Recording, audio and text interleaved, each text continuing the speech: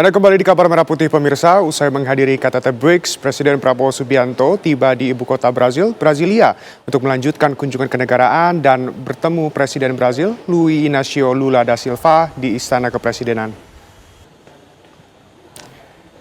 Setibanya di Pangkalan Udara Brasilia, Presiden Prabowo kembali disambut secara resmi oleh perwakilan pemerintah Brasil. Selepas menuruni tangga pesawat, Presiden Prabowo Subianto menerima penghormatan resmi bagi kepala negara dari pasukan jajar kehormatan militer Brasil.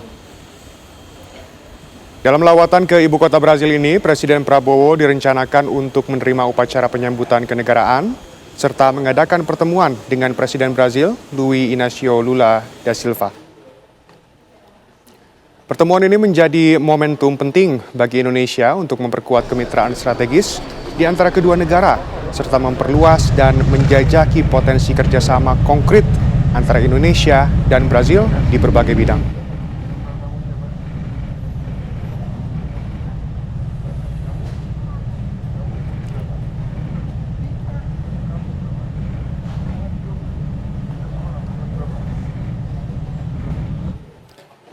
Kita ke kabar lainnya pemirsa, Amerika Serikat mengenakan tarif sebesar 32% untuk seluruh produk Indonesia mulai 1 Agustus 2025. Indonesia juga perlu mewaspadai potensi tambahan tarif 10% yang ditargetkan Donald Trump terhadap negara-negara anggota BRICS. I always use the word great. I add that to it because it really is what it is. It's never been anything like it, actually. Amerika Serikat akan mengenakan tarif sebesar 32% untuk seluruh produk Indonesia yang masuk ke pasar Amerika Serikat. Dalam surat resmi yang dikirim Presiden Donald Trump ke Presiden Prabowo Subianto, tarif baru tersebut mulai berlaku 1 Agustus 2025. Trump bahkan mengancam akan mengenakan tarif lebih besar jika Indonesia membalas dengan kenaikan tarif serupa. Merespons keputusan tersebut, Wakil Menteri Luar Negeri Arif Hafaz Ugroseno menyatakan masih ada ruang untuk melakukan negosiasi. Oh, tarif masih ada waktu sampai 1 Agustus kan ya. Jadi saya sudah konsultasi dengan Pak Erlangga, Menko, beliau masih di Brazil. Jadi suratnya kan kasih space sampai 1 Agustus, jadi masih ada waktu untuk negosiasi. Itu aja. Pak, artinya negosiasi selama ini dianggap kurang berhasil atau gimana? Dalam masih berproses. Dan ini suratnya standar. Jadi saya sudah lihat juga suratnya Amerika Serikat untuk beberapa negara. Itu kalimatnya susah, tinggal angkat aja kan. Berapa optimis Pak akan dikabulkan? Ya, tergantung negosiasi. Jadi tepatnya timnya Pak Erlangga. Wamenlu juga menampik jika penerapan tarif resiprokal berkaitan dengan keanggotaan Indonesia di BRICS. Enggak tuh, karena banyak negara yang bukan BRICS pun juga kalau saya lihat suratnya ya. Surat ini tentunya memicu kekhawatiran lantaran sebelumnya Presiden Amerika Serikat Donald Trump juga kembali menegaskan akan mengenakan tarif tambahan sebesar 10% terhadap negara-negara anggota BRICS. Artinya jika negosiasi gagal, Indonesia berpotensi dikenakan tarif final hingga 42% dari Amerika Serikat. Tim TV One mengabarkan.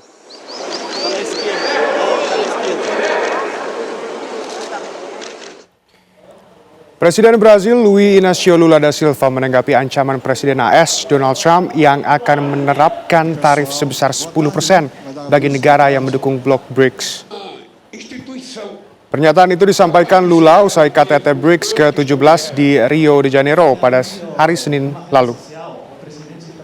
Trump sebelumnya menyatakan di media sosial akan memberikan tarif 10% bagi negara yang mendukung kebijakan anti-Amerika yang disebutnya diusung oleh BRICS.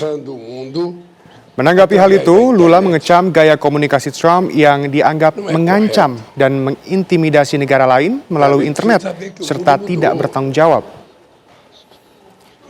Lula juga menyampaikan negara-negara yang terdampak berhak untuk membalas kebijakan tersebut.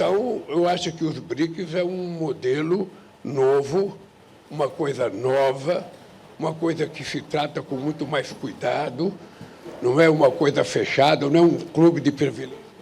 Kita ke kabar lainnya pemirsa, Kementerian Perlindungan Pekerja Migran Indonesia menyegel perusahaan penyalur pekerja migran di Kota Bekasi, Jawa Barat. Penyegelan dilakukan setelah ditemukan ratusan calon tenaga kerja diduga ditipu setelah tak kunjung diberangkatkan.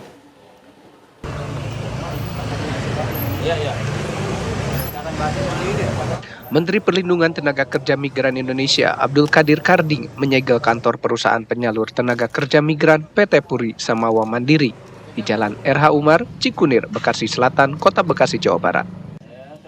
Penyegelan dilakukan pemerintah menyusul laporan dugaan penipuan terhadap 326 calon tenaga kerja migran yang tak diberangkatkan oleh pihak perusahaan dengan kerugian mencapai 6,3 miliar rupiah. Ratusan calon pekerja migran dijanjikan akan diberangkatkan menuju Taiwan setelah membayar sejumlah uang. Namun janjinya tak ditepati hingga berbulan-bulan lamanya. Para korban yang kecewa kemudian melaporkan kasusnya ke Perlindungan Pekerja Migran Indonesia. Rata-rata calon pekerja diketahui berasal dari wilayah Nusa Tenggara Barat.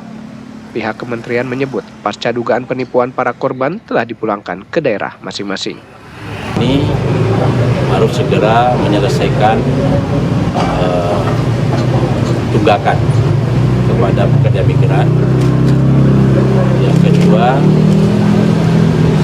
meminta kepada masyarakat, mungkin masih ada yang kena tipu, segera melaporkan. Yang ketiga, kalau ada unsur pidananya, maka akan kita dorong untuk diproses secara hukum pidana.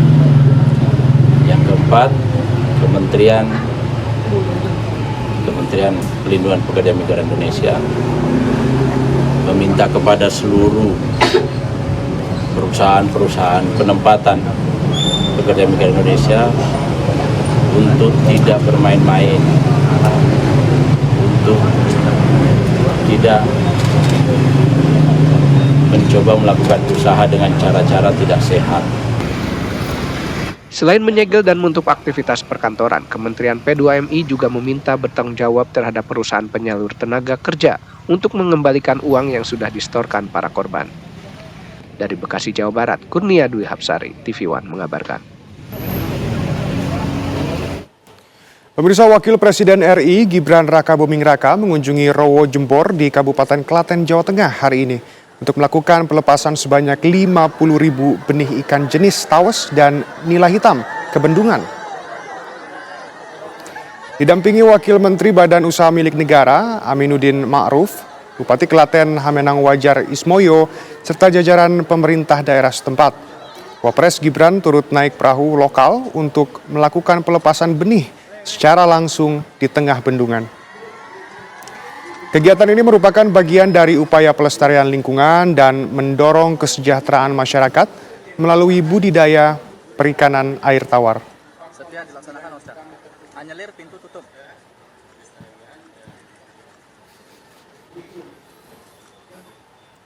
Pemirsa, Wakil Presiden Gibran Rakabuming Raka menyatakan kesiapannya untuk menerima penugasan khusus dari Presiden Prabowo Subianto terkait penanganan masalah di tanah Papua. Wapres Gibran Rakabuming Raka menyampaikan hingga kini masih menunggu perintah resmi untuk menjalankan penugasan tersebut.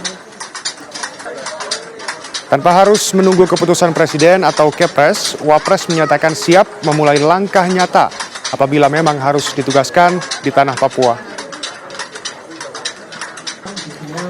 Gibran Rakabuming Raka juga menyebut hal ini bukanlah hal baru dan merupakan kelanjutan dari arahan yang pernah diberikan kepada Wapres sebelumnya, yakni Ma'ruf Amin.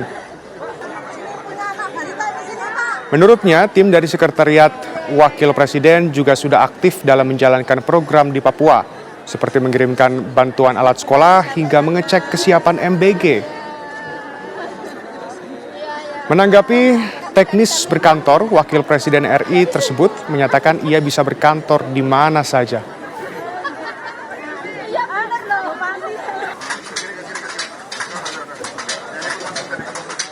Ya, kami sebagai pembantu Presiden siap ditugaskan dimanapun, kapanpun.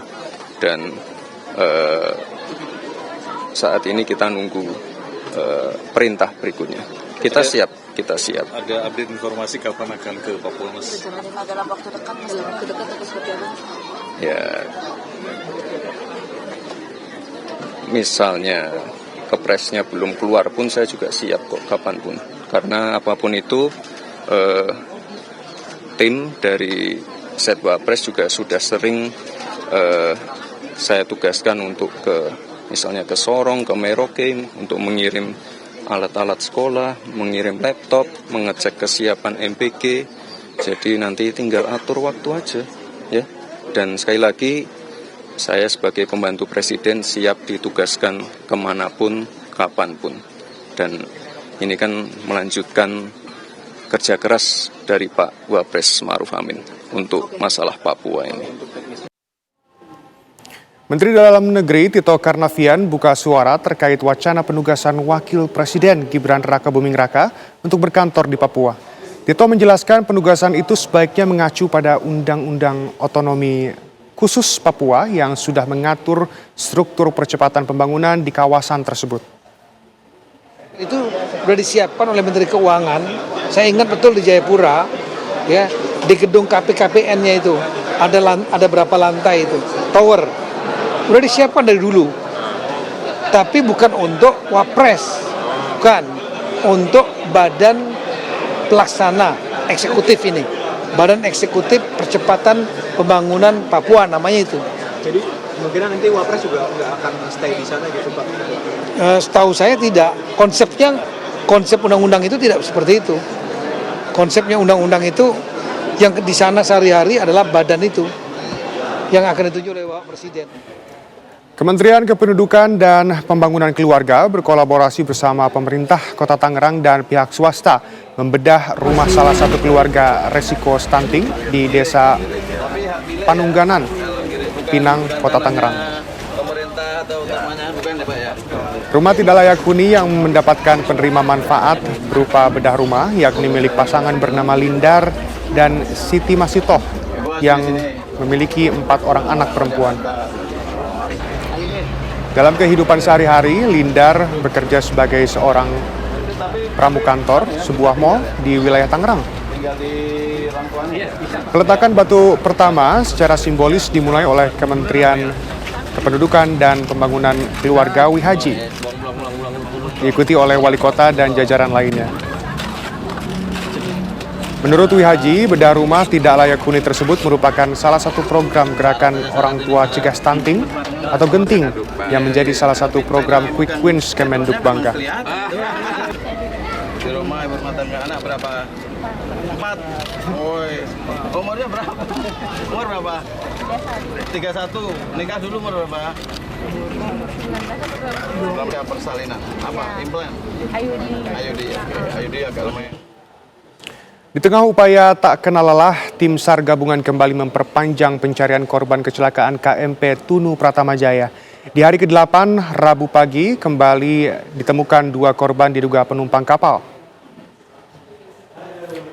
Pencarian hari ini kembali difokuskan di sektor selatan Selat Bali. 2 korban pagi ini ditemukan nelayan di 2 pantai berbeda. Selain pencarian penumpang di Selat Bali, upaya menemukan lokasi bangkai kapal juga terus dilakukan. Ketua KNKT menyebut akan menerjunkan ROV untuk membantu pengambilan data bawah laut. ROV portable milik KNKT akan dibawa dengan kapal negara atau KN Kenavigasian Masalembo.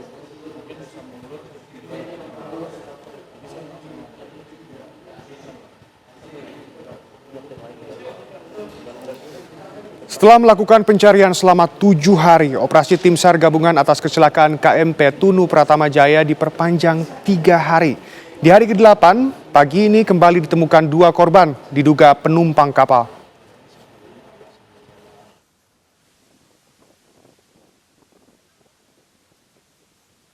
Pencarian hari ini kembali difokuskan di sektor selatan Selat Bali, tempat banyaknya korban yang berhasil ditemukan.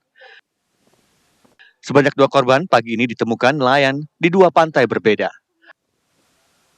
Korban keempat ditemukan di pantai Pebuahan pukul 07 WITA dengan jarak 2 km dari bibir pantai dan 13,48 nautical mile dari lokasi non-position. Sementara korban ke-42 ditemukan nelayan di pantai Pangembangan pukul 6 WITA dengan jarak 15,8 nautical mile dari lokasi terakhir kapal. Kami rapat koordinasi dengan Seru Underwater dan SM dan OSC Laut. Pada pagi hari ini KRI Pulau Vanildo sekira 006 ataupun 5.30 telah melakukan pemetaan bawah air terhadap objek yang kemarin baru dari sisi selatan ke utara. Kenapa pengambilan objek side scan sonar dari selatan ke utara? Karena dominan pergerakan arus adalah dari sisi selatan dan utara. Selain pencarian penumpang di Selat Bali, upaya menemukan lokasi bangkai kapal juga terus dilakukan. Ketua KNKT menyebut akan menerjunkan ROV untuk membantu pengambilan data di bawah laut. Dari Banyuwangi, Jawa Timur, tim TV One mengabarkan. Pemirsa, simulasi sekolah rakyat di Sentra Handayani, Jakarta dilaksanakan hari ini sebelum siswa mulai masuk sekolah rakyat pada 14 Juli mendatang. Para siswa akan menginap di asrama yang telah disediakan dan selama simulasi para siswa akan mendapat seragam dan keperluan sekolah, cek kesehatan gratis, talent mapping, uji coba pembelajaran akademik dengan memperkenalkan learning management system hingga pengenalan tata tertib. Total 75 siswa yang akan bersekolah di Sentra Handayani. Mereka terdiri dari 35 laki-laki dan 40 perempuan yang terbagi dalam 3 rombongan belajar untuk jenjang SMP.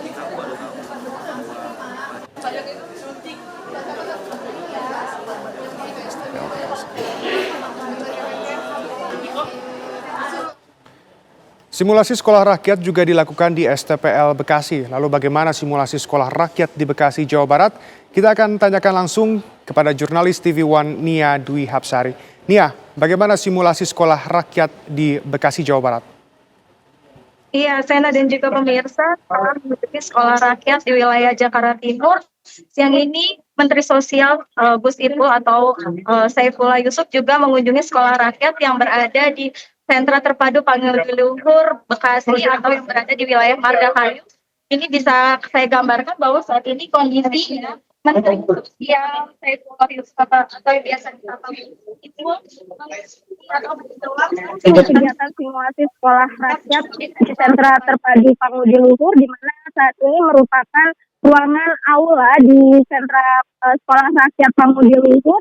Saat ini Gus Ipul didampingi oleh Satgas Sekolah Rakyat atau Bapak Muhammad Nuh, di mana sekolah rakyat ini sebelum akan dimulai nanti belajar pada tanggal 14 Juli akan dilakukan simulasi selama 2 hari, yaitu hari ini dan juga besok. Dan pada hari ini sebanyak 180 siswa yang akan sekolah rakyat di wilayah Bekasi ini ataupun jenjang SMA melakukan simulasi, dan tadi Gus Ipul dan juga Muhammad Nuh ini sudah memberikan pengarahan. Dan sebelum tadi diberikan pengarahan, tadi pagi juga para siswa ini sebanyak 180 siswa sudah melakukan tes kesehatan di STPL ataupun Sekolah Rakyat Panggiluhur Bekasi ini.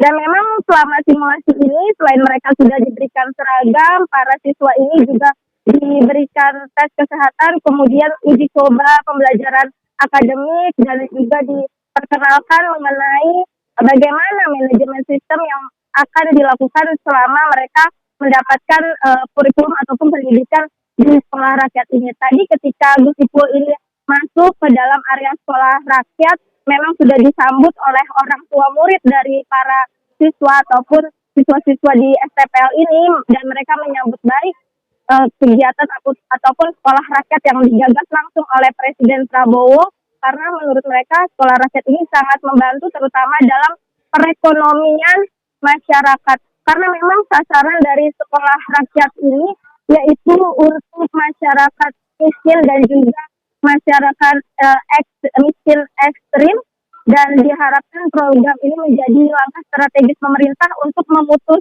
rantai kemiskinan melalui pendidikan. Dan nantinya sekolah rakyat di wilayah Bekasi ini akan dimulai pada tanggal 14 Juli ataupun hari Senin mendatang. Demikian, Sena. Baik, terima kasih Nia mengabarkan langsung dari Bekasi, Jawa Barat. Selamat kembali bertugas. Pemirsa, Gubernur Jakarta Pramono Anung secara terbuka meminta maaf kepada warga atas terjadinya banjir Jakarta dalam beberapa hari terakhir. meminta maaf kepada warga yang Permintaan maaf itu disampaikan Pramono saat memimpin apel kesiapsiagaan penanganan banjir di Rawajati, Pancoran, Jakarta Selatan, Selasa pagi. Pramono sekaligus meninjau sisa-sisa banjir di pemukiman warga dan aliran Sungai Ciliwung yang lokasinya bersebelahan dengan rumah warga. Pramono juga mengecek mesin pompa air yang terus bekerja selama 2 hari ini guna menyedot air yang masih tergenang di pemukiman warga untuk dibuang ke sungai.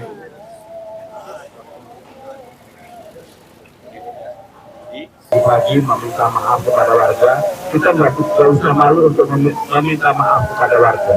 Karena itu adalah apa? Ini bukan sesuatu yang kita rencanakan. Kita akan bekerja keras dan saya akan bekerja keras untuk itu, berpikir bagaimana menangani ke depannya.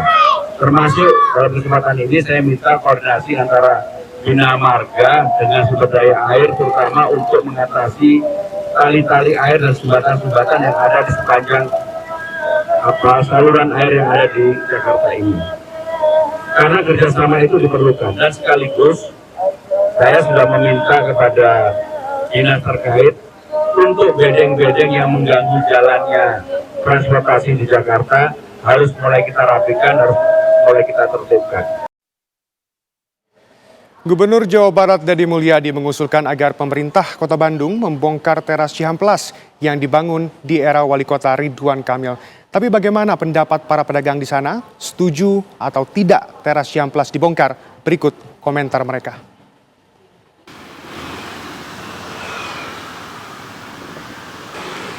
Sempat menjadi ikon wisata belanja Kota Bandung, teras Cihampelas pedestrian skywalk yang dibangun pada 2017 dengan anggaran puluhan miliar rupiah, kini seperti hidup segan mati tak mau. Adalah pandemi COVID-19 yang menjadi penyebab sepinya kawasan ini. Gubernur Jawa Barat Deddy Mulyadi mengusulkan agar pemerintah Kota Bandung membongkar teras Cihampelas. Alasannya karena hanya menimbulkan kemacetan di jalan Cihampelas. Pedagang di sini membenarkan soal pemicu kemacetan. Kalau masalah bongkar itu keputusan dari pihak yang di atas saja lah gitu. Kalau saya mah nggak ikut-ikutan. Tapi kalau banyak yang komplain, kalau yang belanja di sini susah tempat parkir doang gitu aja. Tapi sering bikin macet nggak Pak? Ya sering emang. Terus setelah ada muncul COVID, nggak bisa dimanfaatkan lagi, jadi mati. Udah 7 tahun nggak hidup. Jadi menurut Bapak gimana nih? Mending dibongkar, kalau nggak difungsikan. Sempat ramai itu udah 2017, 2018 itu kan ramai. Terus kena corona itu, mulai anjloknya itu. Kena corona, nah udah nggak jualan berapa tahun itu. Ini udah mulai jualan lagi ya, biarpun belum maksimal hasilnya gitu. Tapi kan kita bertahan tuh udah ngabisin duit gitu. Kalau bisa malah diperbaiki. Sebagian pedagang setuju teras Cihampelas dibongkar. Sebagian lain berharap adanya perbaikan agar bisa ramai lagi seperti dulu. Lalu akankah teras Cihampelas yang dibangun di era Wali Kota Ridwan Kamil segera dibongkar? Dari Bandung, Jawa Barat, Cepi Kurnia, TV One mengabarkan. Wali Kota Bandung Muhammad Farhan mengaku pembongkaran teras Cihampelas yang diusulkan Gubernur Jawa Barat Deddy Mulyadi masih dikaji. Farhan juga memastikan bahwa pemerintah Kota Bandung akan melibatkan semua pihak dalam proses pengambilan keputusan akhir, termasuk warga selaku UMKM serta komunitas urban planning. Saya mesti memberikan alasan yang sangat kuat menyangkut kemaslahatan dan kemudaratan. Gitu. Kepada siapa? Kepada para dinas yang terkait. Kemudian baru para dinas berani membuat sebuah kajian gitu. Nah, kajiannya lewat konsultannya profesional, kita bayar. Maka yang pertama kami lakukan adalah melakukan appraisal. Appraisal sudah keluar 80 miliar rupiah. Nah, kemudian saya konsultasi dengan beberapa ahli hukum pemerintahan yang mengatakan bahwa sebuah barang milik daerah yang masih berfungsi baik dengan nilai di atas 5 miliar rupiah itu sebaiknya tidak dibongkar. Kita ke kabar lainnya pemirsa, Badan Narkotika Nasional atau BNN membuat MOU dengan Kementerian Desa Tertinggal dan Transmigrasi dan Baharkam Mabes Polri terkait Desa Bersih Narkoba atau disebut Desa Tangguh Bersinar. Upaya kerjasama tiga institusi negara ini digelar di Garut, Jawa Barat karena Desa Sancang terpilih sebagai penerapan program Desa Bersih Narkoba. Ratusan kades serta relawan komunitas gerakan anti narkoba juga hadir dan akan dilibatkan dalam pelaksanaan kerjasama program Desa Tangguh Bersih Narkoba hasil MOU BNN, Kemendes PDT, dan Mabes Polri. Dalam paparan BNN, hasil survei tahun 2023 lalu ada 3,3 juta masyarakat Indonesia yang terpapar dalam peredaran dan penggunaan segala bentuk narkoba. Khususnya terkait kegiatan P4GN di desa. Apa yang saya sampaikan tadi, ada satu ancaman mulut Bapak Ibu sekalian, itu bukan sekadar keluar dari. Pemirsa, usai menghadiri KTT BRICS, Presiden Prabowo Subianto tiba di ibu kota Brazil, Brasilia, untuk melanjutkan kunjungan kenegaraan dan bertemu Presiden Brazil, Luiz Inácio Lula da Silva, di Istana Kepresidenan.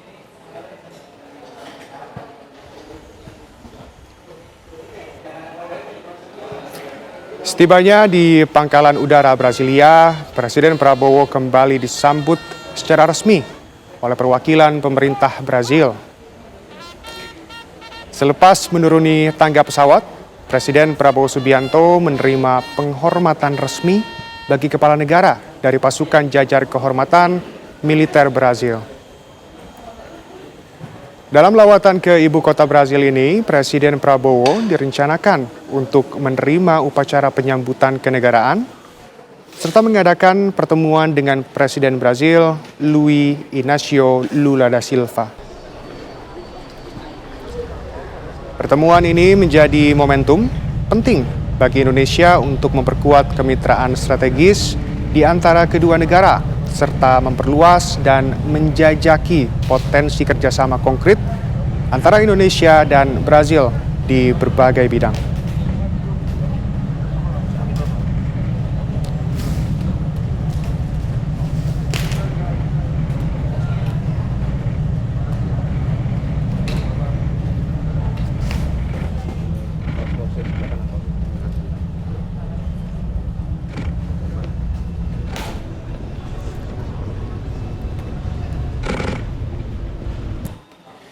Amerika Serikat mengenakan tarif sebesar 32% untuk seluruh produk Indonesia mulai 1 Agustus 2025. Indonesia juga perlu mewaspadai potensi tambahan tarif 10% yang ditargetkan Donald Trump terhadap negara-negara anggota BRICS. Use the word great. I add that to it because it really is what it is. It's never been anything like it, actually. Amerika Serikat akan mengenakan tarif sebesar 32% untuk seluruh produk Indonesia yang masuk ke pasar Amerika Serikat. Dalam surat resmi yang dikirim Presiden Donald Trump ke Presiden Prabowo Subianto, tarif baru tersebut mulai berlaku 1 Agustus 2025. Trump bahkan mengancam akan mengenakan tarif lebih besar jika Indonesia membalas dengan kenaikan tarif serupa. Merespons keputusan tersebut, Wakil Menteri Luar Negeri Arif Hafaz Ugroseno menyatakan masih ada ruang untuk melakukan negosiasi. Oh, tarif masih ada waktu sampai 1 Agustus kan ya. Jadi saya sudah konsultasi dengan Pak Erlangga, Menko, beliau masih di jadi suratnya kan kasih space sampai 1 Agustus, jadi masih ada waktu untuk negosiasi. Itu aja. Pak, artinya negosiasi selama ini dianggap kurang berhasil atau gimana? Jangan masih berproses. Dan ini suratnya standar. Jadi saya sudah lihat juga suratnya Amerika Serikat untuk beberapa negara. Itu kalimatnya semua sama. Tinggal aja lain-lain. Berapa optimis Pak akan dikabulkan? Ya, tergantung negosiasi. Jadi tepatnya timnya Pak Erlangga. Wamenlu juga menampik jika penerapan tarif resiprokal berkaitan dengan keanggotaan Indonesia di BRICS. Enggak tuh, karena banyak negara yang bukan BRICS pun juga kalau saya lihat suratnya ya. Surat ini tentunya memicu kekhawatiran lantaran sebelumnya Presiden Amerika Serikat Donald Trump juga kembali menegaskan akan mengenakan tarif tambahan sebesar 10% terhadap negara-negara anggota BRICS. Artinya jika negosiasi gagal, Indonesia berpotensi dikenakan tarif final hingga 42% dari Amerika Serikat. Tim TV One mengabarkan.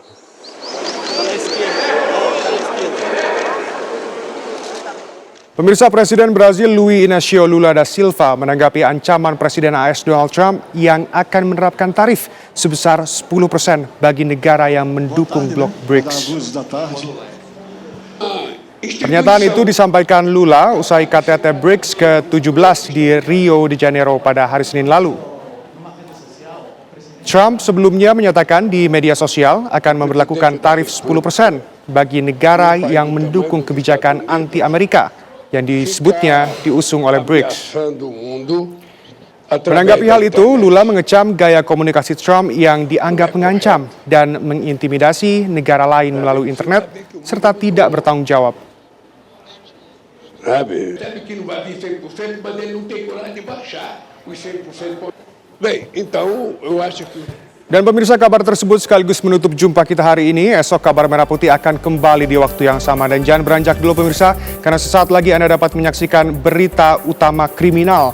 Saya Shana Damayana mewakili seluruh kru yang bertugas mengucapkan terima kasih dan sampai jumpa.